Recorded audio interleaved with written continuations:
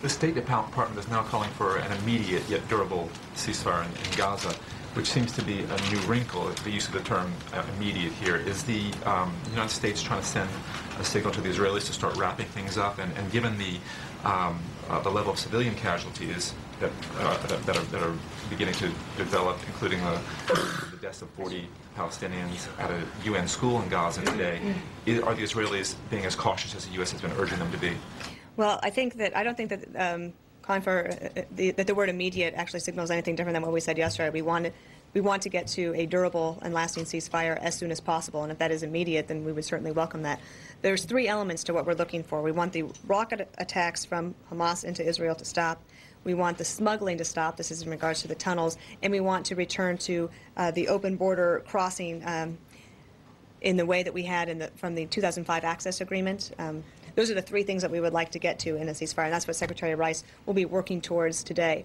We have counseled our ally Israel to be very cautious about protecting innocents, and I do think that the Israelis take great care to do so. I saw the reports about the school. I don't have any information about that. I think that we should not jump to conclusions, and we should wait to find out what the evidence says. I mean, what we do know is that Hamas often hides amongst innocents and uses innocent people, including children, as human shields. So I think we need to wait and find out all the facts before we make a judgment as to what happened in this incident. Okay. The president today in his yet because we just haven't quite decided yet.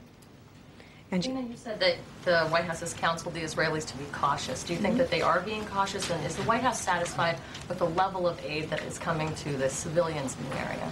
Well, a couple of things on that. I can't speak for the Israelis. I'll let them do that for themselves.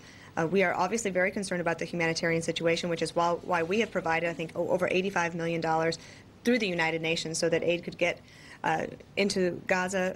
The Israelis themselves have opened up the crossings to try to get it there.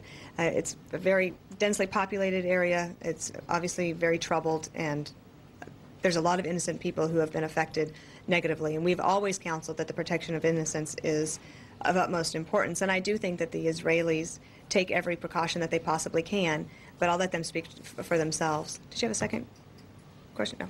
How will it work around here? I mean, 2 weeks out. How does it work around here? When do boxes start coming out? When do you start putting things away? When does the first family pack up and the moving vans come in? How does all that work? Well, you know how the president's style is always to be one that's a little bit prepared early, and he and Mrs. Bush have been working to box things up. You know, they didn't come with a lot of things. They didn't bring a lot of furniture here, so